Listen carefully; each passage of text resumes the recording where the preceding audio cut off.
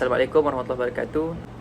Nama saya Anik Mukri bin Muhammad, nombor matrik 051150 daripada kos Kajian Islam Dakwah. Assalamualaikum warahmatullahi wabarakatuh. Hari ini saya akan kongsikan tentang satu kaedah fiqh, iaitu al-amru idza daqa ittisa' wa idza ittisa' daqa. Baik, apa sebenarnya dapat kita faham daripada kaedah ini adalah, untuk kita memahami kaedah ini penting untuk kita faham kaedah utama dia, iaitu al-masyaqqah tajlibut taisir. Jadi sebelum kita pergi lebih dalam kepada kaedah al-amru idza daqa ittisa', kita perlu faham dahulu macam mana aplikasi kaedah al-masyaqqah tajlibut taisir. Al-masyaqqah tajlibut taisir ini bermaksud satu kesusahan itu ada menjadi keringanan. Bermaksud kesukaran membawa kepada keringanan. Apabila terdapat satu kesukaran ataupun kesulitan dalam melaksanakan perintah Allah SWT, dalam menunaikan suruhan Allah, perintah itu diringankan, tidak seperti asalnya. Okey, dalam konteks yang lain dapat kita faham bahawa kaedah ini membawa maksud supaya syariat Islam tetap dapat dilaksanakan oleh seorang mukallaf itu, tidak kira dia ada di mana dan bila-bila masa sahaja, iaitu dengan memberi kelonggaran dan keringanan apabila seseorang itu berada dalam kesempitan ataupun berada dalam satu masalah, satu situasi yang mana dia tak dapat laksanakan suruhan wajib agama Islam itu sendiri, yang ada masyaqqah yang menghalang dia daripada buat suruhan Allah. Jadi dia boleh ambil keringanan ataupun rukhsah yang diberikan. Kalau kita tengok dalam Al-Quran ataupun dalam hadis, ada menyebutkan dalil-dalil yang ulama ambil untuk jadikan kaedah al-masyaqqah tajlibut taisir. Untuk dalam dalil daripada Al-Quran, Allah SWT berfirman, la yukallifullah, a'udzubillahi minasyaitonirrajim, la yukallifullahu nafsan illa wus'aha. Maksudnya kami tidak memberatkan seseorang dengan kewajipan melainkan sekadar kesanggupannya. Rasulullah sallallahu alaihi wasallam, yasiru wala tu'assiru.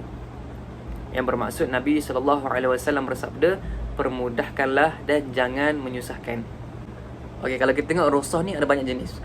Jadi ada rukhsah yang wajib, ada rukhsah yang sunat, ada rukhsah yang harus. Kita sebagai seorang Muslim atau seorang mukallaf tu tidak boleh sewenang-wenangnya, orang kata tidak boleh bersenang-senang untuk ambil rukhsah tu. Dalam arti kata lain, nak bermain-main dengan keringanan yang diberikan oleh agama, maka itu tidak dibenarkan. Tapi apa rukhsah yang dibenarkan dalam Islam? So kita akan tengok apakah contoh-contoh rukhsah yang dibolehkan dalam Islam. Yang pertama adalah rukhsah wajib. Contohnya, memakan bangkai ketika darurat. Jadi seorang itu boleh memakan bangkai sekadarnya untuk meneruskan kelangsungan hidup.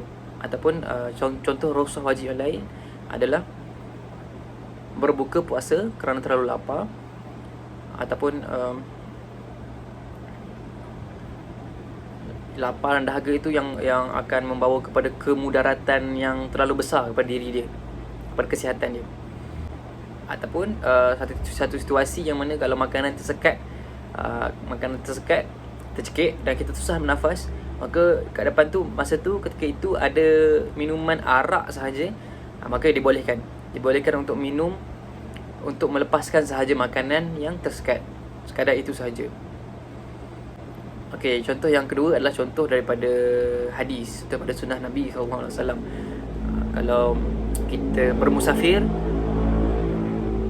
kita bermusafir dan seorang itu melebihi daripada 2 marhalah dan cukup syarat musafirnya tidak kurang daripada 3 hari, maka kita boleh mengqasarkan solat, mengqasarkan sembahyang dan menjamakkannya.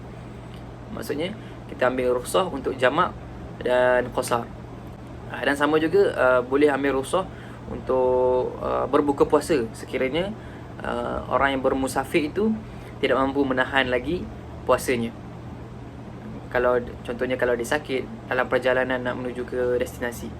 Sabda Rasulullah SAW yang maksud, ia merupakan sedekah yang disedekahkan oleh Allah kepada kamu, maka terimalah sedekahnya. Okey, itu kita faham sedikit berkaitan rukhsah wajib dan rukhsah sunat. Okay, seterusnya adalah rukhsah yang harus. Contohnya adalah seperti akad jual beli, bai'us salam ataupun bai'un al-araya ataupun akad sewaan. Itu contoh rukhsah yang dibenarkan di dalam agama Islam. Dibenarkan kerana ia menjadi keperluan kepada masyarakat ataupun keperluan semasa pada suatu zaman, maka ia dibolehkan untuk akad ambil thamanin ajil ataupun akad sewaan dan sebagainya.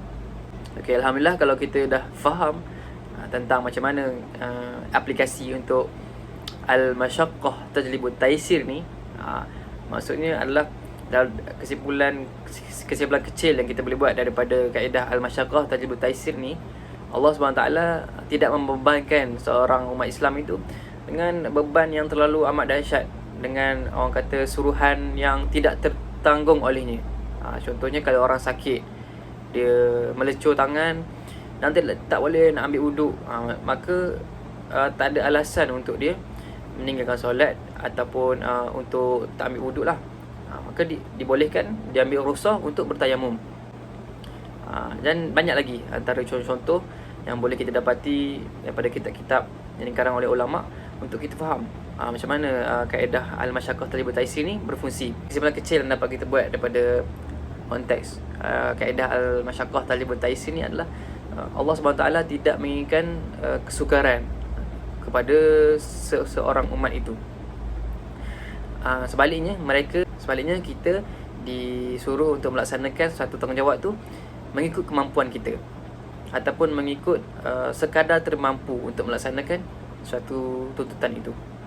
Baik, sekarang kita pergi kepada kaedah pecahan ataupun kaedah furuk daripada al-masyaqqah tajlibut taisir ni. Okay, kaedah furuk daripada al-masyaqqah tajlibut taisir ni banyak sebenarnya. Tapi untuk video kali ini adalah saya fokuskan kepada satu saja, yang itu iaitu untuk video kali ini kita fokuskan kepada kaedah al-amru idza dhaqa ittisa' wa idza ittisa' dhaqa. Apa maksud al-amru idza dhaqa ittisa' ni? Ia bermaksud adalah apabila sesuatu itu sempit, maka hukumnya menjadi luas. Syekh Izzuddin Abdul Salam menjelaskan bahawa syariat Islam ini terbina atas dasar apabila sesuatu perkara itu sukar ataupun atas dasar sesuatu perkara itu sempit, maka ia menjadi luas dan mudah. Contohnya sudah memadai dengan saksi wanita, seorang saksi itu seorang wanita, dan diterima juga saksi wanita tu sekiranya seorang lelaki ketika itu tidak mengetahui. Maksudnya contohnya adalah sekiranya kita perlukan penyaksian dan ketika itu tak dapat nak didatangkan saksi lelaki. Contohnya saksi lelaki pada satu tempat itu adalah saksi lelaki yang cacat, yang buta penglihatannya dan sebagainya, yang menggugurkan daripada syarat-syarat seorang saksi itu boleh diterima kesaksian dia, maka seorang wanita itu diterima untuk jadi seorang saksi. Okey, lepas tu sambungan ni adalah idza ittisa' dhaqa, yang membawa maksud apabila sesuatu itu menjadi longgar atau luas, maka hukumnya menjadi sempit. Contoh kalau kita tengok kaedah ni, dia berkait rapat dengan satu kaedah fiqh juga, iaitu al-darurat taqdiru biqadariha, iaitu satu darurat itu diharuskan sekadarnya sahaja, menurut kadarnya sahaja. Okey, untuk kita faham apakah contohnya adalah, kaedah ni bermaksud satu ruang tu dibuka luas ketika darurat. Dan apabila darurat tu dah habis, keadaan darurat tu dah berlalu, maka hukumnya kembali kepada asal. Contohnya dibolehkan untuk memakan bangkai, atau dibolehkan untuk memakan daging khinzir ketika darurat yang mana tiada makanan halal yang lain yang boleh kita dapati ketika itu. Contohnya seorang itu berburu di dalam hutan dan sesat atau sebagainya, maka dibolehkan untuk memakan makanan untuk meneruskan kelangsungan hidup seperti daging khinzir dan sebagainya. Jadi itu saja daripada saya. Sekian. Assalamualaikum warahmatullahi wabarakatuh.